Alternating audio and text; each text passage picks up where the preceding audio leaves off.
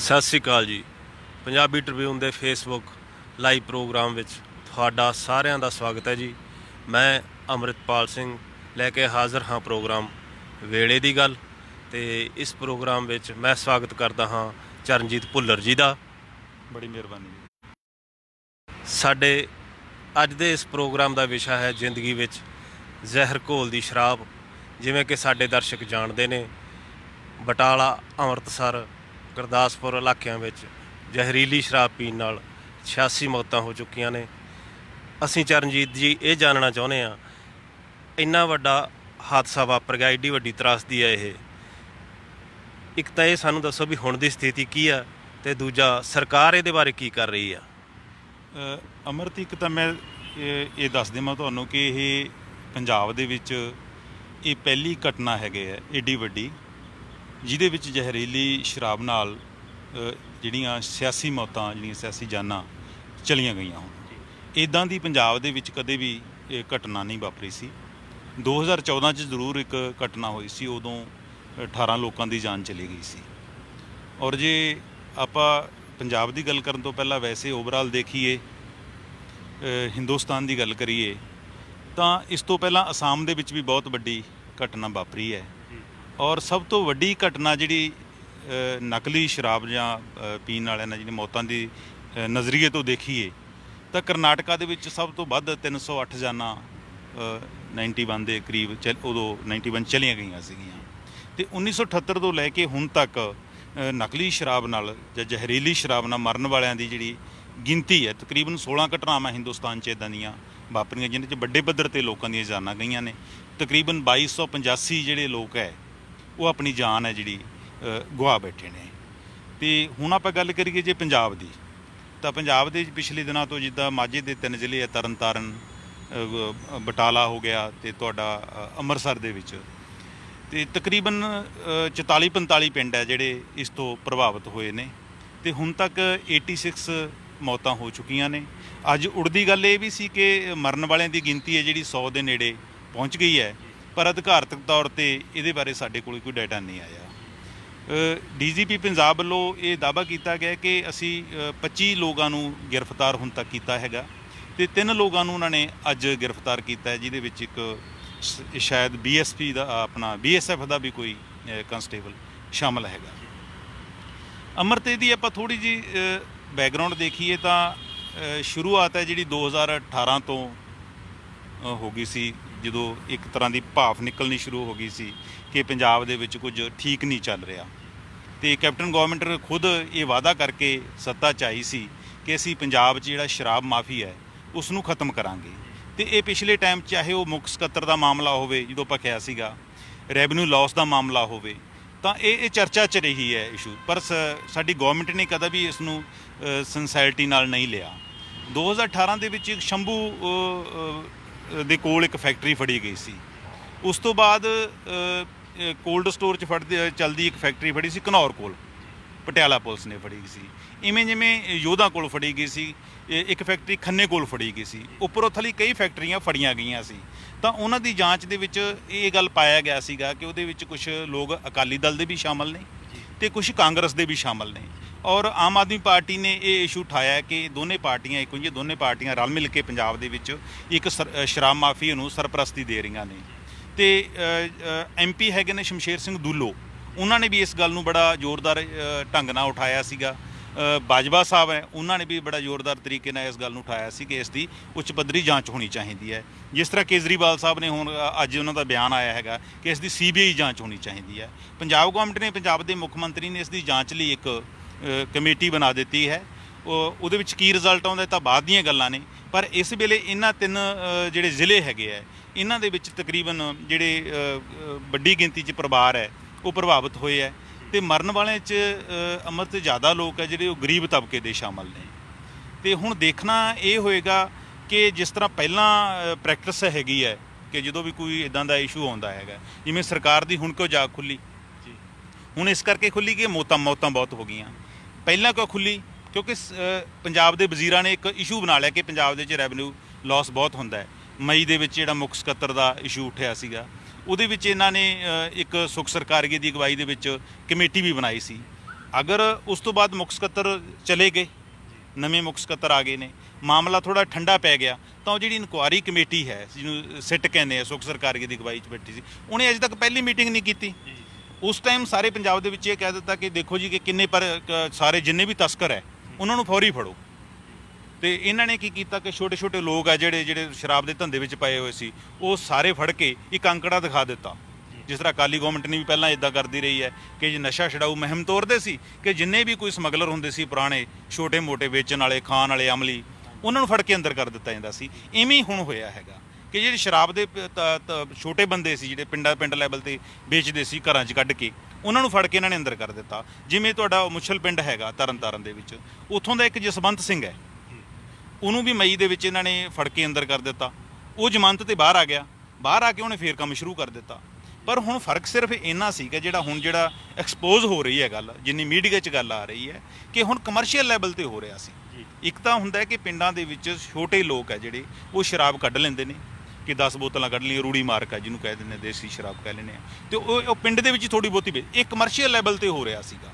ਕਿਉਂਕਿ ਜਿਵੇਂ ਕੱਲ੍ਹ ਇੱਧਰ ਰੇਡ ਹੋਇਆ ਸ਼ੰਭੂ ਸਾਈਡ, ਤਾਂ ਮੈਨੂੰ ਇੱਕ ਆਪਣੇ ਸੂਤਰਾਂ ਤੋਂ ਪਤਾ ਲੱਗਿਆ ਕਿ ਇਹਦੇ ਵਿੱਚ ਇੱਕ ਡਿਸਟਿਲਰੀ ਵੀ ਇਨਕਲੂਡ ਹੈ, ਸ਼ਾਮਲ ਹੈਗੀ ਹੈ। ਉਸ ਡਿਸਟਿਲਰੀ ਦੀ ਇੰਨੀ ਪਹੁੰਚ ਹੈ ਕਿ ਉਹ ਇੰਨੀ ਤਾਕਤ ਰੱਖਦੀ ਹੈ ਕਿ ਮਾਮਲਾ ਵੀ ਰਫਾ ਦਫਾ ਹੋ ਸਕਦਾ ਹੈਗਾ, ਠੰਡਾ ਪੈ ਸਕਦਾ ਹੈਗਾ। ਹੁਣ ਮਾਮਲਾ ਇਹ ਹੈ ਕਿ ਜਿਹੜਾ ਉਹ ਸਪਿਲਟ ਹੈਗਾ ਸ਼ੰਭੂ ਤੋਂ ਅੰਮ੍ਰਿਤਸਰ ਤੱਕ ਕਿਵੇਂ ਪਹੁੰਚ ਗਿਆ।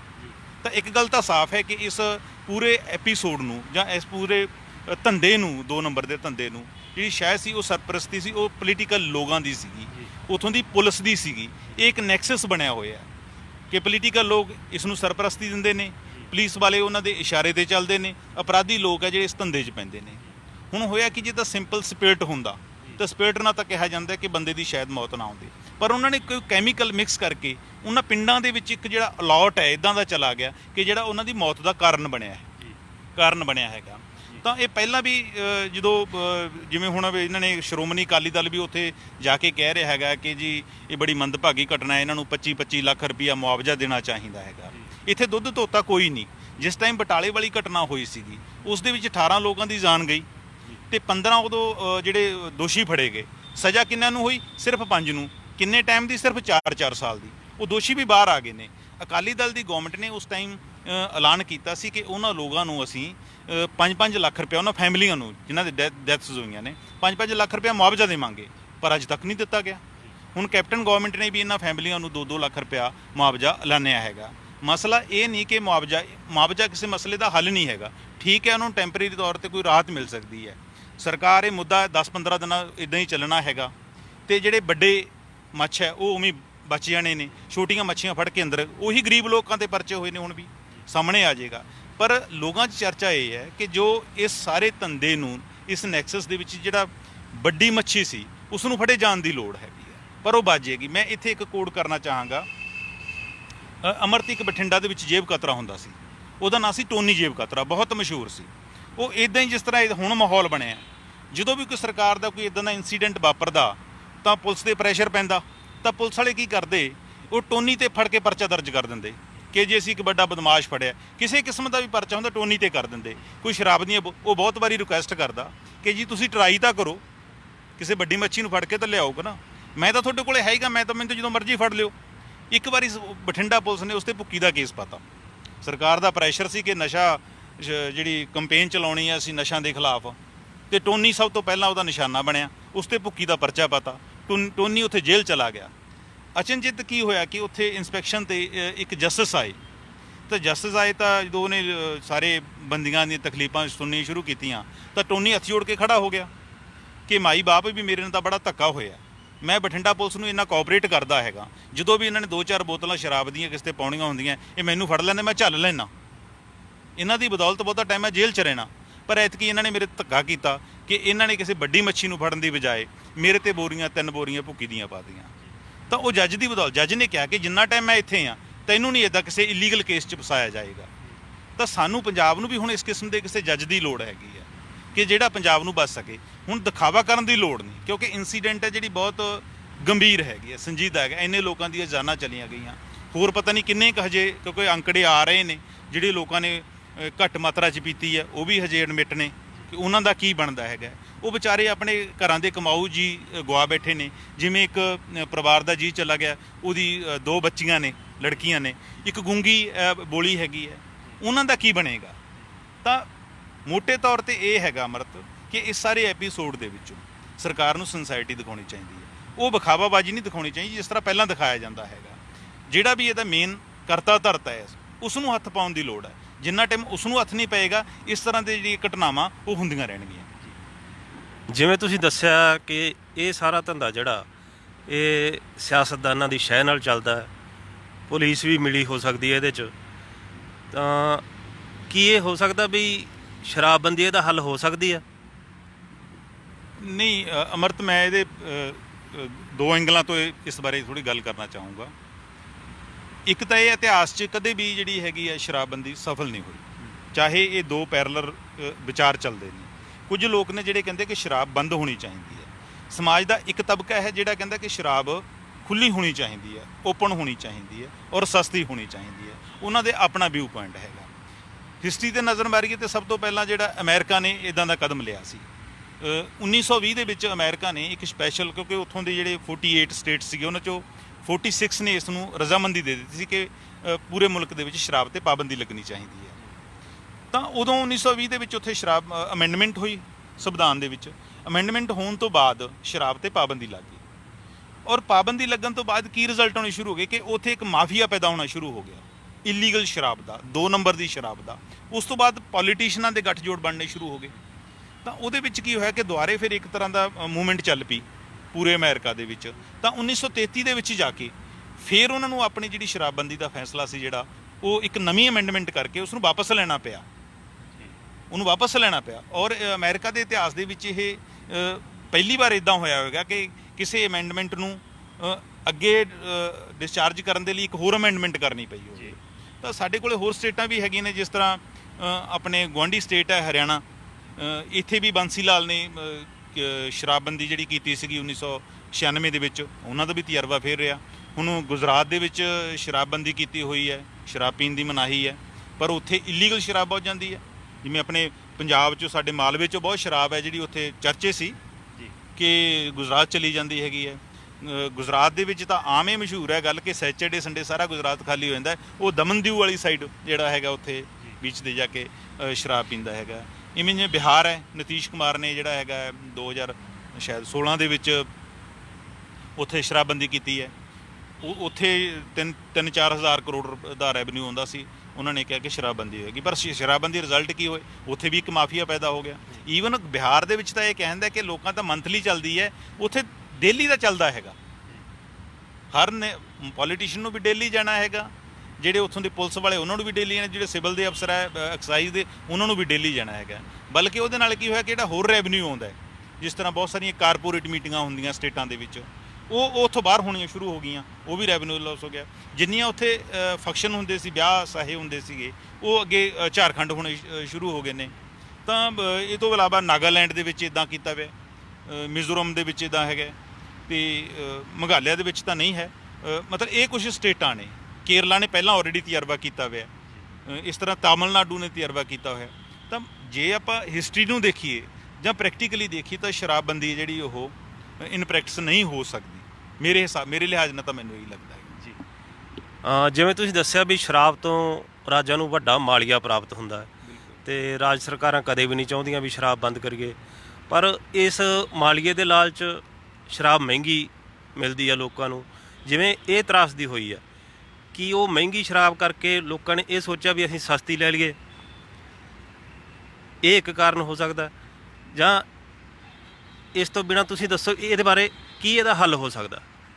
ਅਮਰਤ, ਜੇ ਆਪਾਂ ਉੱਥੋਂ ਦੇਖੀਏ, ਜਿਸ ਤਰ੍ਹਾਂ ਉਹ ਬੰਦੇ ਕਹਿੰਦੇ ਨੇ ਕਿ ਜੀ ਤਰਨਤਾਰਨ ਵਾਲੇ ਕਿ ਜੀ ਅਸੀਂ ਇਹ 60 ਰੁਪਏ ਦਾ ਜਿਹੜੇ 2 ਪੈਕਟ ਲੈਂਦੇ ਸੀਗੇ ਛੋਟੀ ਮਾਤਰਾ ਦੇ ਵਿੱਚ, ਅਗਰ ਉਹ ਸਰਕਾਰੀ ਠੇਕਿਆਂ 'ਤੇ ਅਵੇਲੇਬਲ ਹੁੰਦੇ ਤਾਂ ਉਹਨਾਂ ਨੇ ਉੱਥੋਂ ਲੈ ਲੈਣੀ ਸੀ। ਤਾਂ ਇਹਦਾ ਇੱਕ ਫੈਕਟਰ ਹੋ ਸਕਦਾ ਕਿ ਸਰਕਾਰ ਹਰ ਸਾਲ ਜਿਹੜਾ ਆਪਣਾ ਮਾਲੀਆ ਹੈ ਉਹਦਾ ਜਿਹੜਾ ਟਾਰਗੇਟ ਹੈ ਉਹ ਉੱਪਰ ਕਰਦੀ ਜਾਂਦੀ ਹੈਗੀ ਹੈ, ਉਹਨੂੰ ਵਧਾਉਂਦੀ ਜਾਂਦੀ ਹੈਗੀ ਹੈ। ਤਾਂ ਉਹਦੇ ਨਾਲ ਕੀ ਹੁੰਦਾ ਕਿ ਸ਼ਰਾਬ ਹੋਰ ਮਹਿੰਗੀ ਹੁੰਦੀ ਹੈ। ਤਾਂ ਜਿਹੜਾ ਇਲੀਗਲ ਸ਼ਰਾਬ ਦਾ ਧੰਦਾ ਹੈ ਜਾਂ ਦੇਸੀ ਸ਼ਰਾਬ ਦਾ ਧੰਦਾ ਹੈ, ਤਾਂ ਨੈਚੁਰਲੀ ਲੋਕ ਉਸ ਪਾਸੇ ਪੈਣੇ ਸ਼ੁਰੂ ਹੋ ਜਾਂਦੇ ਨੇ। ਤਾਂ ਸਾਡੇ ਜਿਹੜੇ ਜਿਵੇਂ ਹੁਣ ਇਸ ਟਾਈਮ ਕੁਛ ਤਾਂ ਸਾਡੇ ਮਤਲਬ 15-16 ਦੇ ਕਰੀਬ ਤਾਂ ਡਿਸਟਿਲਰੀਆਂ ਹੀ ਹੈਗੀਆਂ ਨੇ, ਤੇ ਇਹ ਕਿਹਾ ਜਾਂਦਾ ਕਿ ਜਦੋਂ ਅੰਗਰੇਜ਼ ਆਏ ਸੀਗੇ, ਅੰਗਰੇਜ਼ਾਂ ਦੇ ਟਾਈਮ ਇੱਥੇ 2 ਡਿਸਟਿਲਰੀਆਂ ਪੰਜਾਬ ਦੇ ਵਿੱਚ ਹੁੰਦੀਆਂ ਸੀਗੀਆਂ। ਤਾਂ ਜਿਵੇਂ ਆਪਣੀ ਸੋਲਨ ਵਾਲੀ ਡਿਸਟਿਲਰੀ ਪੁਰਾਣੀ ਕਹੀ ਜਾਂਦੀ ਹੈ ਕਿ ਜਨਰਲ ਡਾਇਰ ਦਾ ਜਿਹੜਾ ਦਾਦਾ ਸੀ ਉਹਦੀ ਇਹ ਡਿਸਟਿਲਰੀ ਹੈਗੀ ਹੈ। ਤਾਂ ਉਹਨਾਂ ਲੋਕਾਂ ਨੇ ਇਹ ਰੈਵਨਿਊ ਦੇ ਪਰਪਸ ਨਾਲ ਇਹ ਲਾਇਆ ਸੀ ਸ਼ਰਾਬ ਦਾ। ਉਹ ਆਪਣੀ ਸਕੌਚ ਲੈ ਕੇ ਆਉਂਦੇ ਸੀਗੇ ਇੰਗਲੈਂਡ ਤੋਂ, ਅਤੇ ਲਾਇਸੈਂਸਿੰਗ ਪ੍ਰਣਾਲੀ ਜਾਂ ਆਪਾਂ ਕਹਦੇ ਕਿ ਜਿਵੇਂ ਹੁਣ ਟੈਕਸ ਐਕਸਾਈਜ਼ ਡਿਊਟੀ ਲੱਗਦੀ ਹੈ ਇਸ ਤਰ੍ਹਾਂ ਦਾ, ਅਤੇ ਰੈਵਨਿਊ ਤੋਂ ਇਕੱਠਾ ਕਰਨ ਲਈ। ਪਰ ਉਹਨਾਂ ਨੇ ਇੱਕ ਲਿਮਿਟ ਦੇ ਵਿੱਚ, ਉਸ ਟਾਈਮ ਲਿਮਿਟ ਦੇ ਵਿੱਚ ਸੀਗਾ। ਜਿਵੇਂ 1900 ਮੈਂ ਇੱਕ ਡਾਟਾ ਦੇਖਿਆ ਪੁਰਾਣਾ, 1951-52 ਦੇ ਵਿੱਚ ਜਿਹੜੀ ਪੰਜਾਬ ਦੇ ਵਿੱਚ ਸ਼ਰਾਬ ਤੋਂ ਕਮਾਈ ਸੀ ਉਹ 1 ਕਰੋੜ 57 ਲੱਖ ਸੀਗੀ ਸਿਰਫ। ਉਦੋਂ ਅਫੀਮ ਦੇ ਠੇਕੇ ਵੀ ਹੁੰਦੇ ਸੀਗੇ। 98 ਲੱਖ ਦੀ ਅਫੀਮ ਹੈ ਜਿਹੜੀ ਉਹ ਸਾਲ 'ਚ 51-52 'ਚ ਵਿਕਦੀ ਹੁੰਦੀ ਸੀਗੀ। ਹੌਲੀ ਹੌਲੀ ਰੈਵਨਿਊ ਹੈ ਜਿਹੜਾ ਵੱਧਦਾ ਗਿਆ। ਜਦੋਂ 91-92 ਦੇ ਵਿੱਚ ਸਰਕਾਰ ਬਣੀ, ਕਾਂਗਰਸ ਸਰਕਾਰ ਬਣੀ, ਉਦੋਂ ਪੰਜਾਬ ਦੇ ਵਿੱਚ ਜਿਹੜੀ ਸ਼ਰਾਬ ਦੀ ਕਮਾਈ ਜਿਹੜੀ 1951-52 'ਚ 1 ਕਰੋੜ 57 ਲੱਖ ਸੀਗੀ, ਉਹ ਵੱਧ ਕੇ 107 ਕਰੋੜ ਹੋ ਗਈ। ਫਿਰ 4-5 ਸਾਲਾਂ 'ਚ ਬੜੀ ਤੇਜ਼ੀ ਨਾਲ ਫਾਸਟਲੀ ਜਿਹੜਾ ਰੈਵਨਿਊ ਵਧਾਇਆ ਇਹਨਾਂ ਨੇ। ਤਾਂ ਉਹ 1995-96 ਦੇ ਵਿੱਚ ਜਿਹੜਾ 713 ਕਰੋੜ ਦੇ ਆਸ-ਪਾਸ ਜਿਹੜੀ ਉਹ ਚਲਾ ਗਿਆ ਸੀਗਾ। ਅਤੇ ਜੇ ਹੁਣ ਆਪਾਂ ਨਜ਼ਰ ਮਾਰਨੀ ਹੋਵੇ ਤਾਂ ਸਾਲ 2002 ਤੋਂ ਲੈ ਕੇ ਹੁਣ ਤੱਕ, ਪਿਛਲੇ 2019 ਤੱਕ ਪੰਜਾਬ ਦੇ ਵਿੱਚ 54,000 ਕਰੋੜ ਰੁਪਏ ਦੀ ਸ਼ਰਾਬ ਵਿਕੀ ਹੈ। ਵੱਡਾ ਹਿੱਸਾ ਹੈ, ਇੰਨੀ ਸ਼ਰਾਬ ਵਿਕੀ ਹੈਗੀ ਹੈ। ਅਤੇ ਅੱਜ ਦੀ ਡੇਟ ਦੇ ਵਿੱਚ ਜੇ ਔਸਤਨ ਕੱਢੀਏ ਤਾਂ 14 ਕਰੋੜ ਰੁਪਏ ਦੀ ਡੇਲੀ ਜਿਹੜੀ ਹੈਗੀ ਆ ਸ਼ਰਾਬ ਲੋਕ ਪੀ ਜਾਂਦੇ ਨੇ। ਤਾਂ ਸ਼ਰਾਬਬੰਦੀ ਦੀ ਗੱਲ ਆਪਾਂ, ਜਿਵੇਂ ਤੁਸੀਂ ਗੱਲ ਸ਼ੁਰੂ ਕੀਤੀ ਸੀ ਮਾਲੀਏ ਦੀ ਸ਼ਰਾਬਬੰਦੀ ਦੀ ਗੱਲ ਮੇਰੇ ਇੱਕ ਚੇਤੇ ਆਈ ਕਿ ਪੰਜਾਬ ਦੇ ਵਿੱਚ ਵੀ ਸ਼ੁਰੂ ਹੋਈ ਸੀ ਕਿ ਸ਼ਰਾਬ 'ਤੇ ਜਿਹੜਾ ਬੈਨ ਲੱਗਣਾ ਚਾਹੀਦਾ ਹੈਗਾ, ਇਹ ਬੰਦ ਹੋਣੀ ਚਾਹੀਦੀ ਹੈ। ਤਾਂ ਇਹ 1980 ਦੇ ਆਸ-ਪਾਸ ਦੀ ਗੱਲ ਹੈਗੀ ਹੈ ਕਿ ਜਥੇਦਾਰ ਜੀਵਨ ਸਿੰਘ ਉਮਰਾ ਨੰਗਲ ਸੀ। ਉਹਨਾਂ ਨੇ ਇਹ ਕਿਹਾ ਕਿ ਜੀ ਮੈਂ ਨਿੱਜੀ ਤੌਰ 'ਤੇ ਸ਼ਰਾਬ ਦੇ ਪੱਖ 'ਚ ਨਹੀਂ ਹੈਗਾ, ਇਹ ਸ਼ਰਾਬ ਦੇ ਪੱਖ 'ਚ ਨਹੀਂ ਹੈਗਾ। ਅਤੇ ਉਦੋਂ ਇੱਕ ਮਾਸਟਰ ਬਾਬੂ ਸਿੰਘ ਸਾਡੇ ਇਲਾਕੇ ਦੇ ਹੁੰਦੇ ਸੀਗੇ, ਉਦੋਂ ਪੰਜਾਬ 'ਤੇ 6-7 ਮੌਤਾਂ ਹੋ ਗਈਆਂ ਸੀ। ਤਾਂ ਉਹਨਾਂ ਨੇ ਕਿਹਾ ਸੀ ਕਿ ਬੈਨ ਲੱਗ ਜੇ।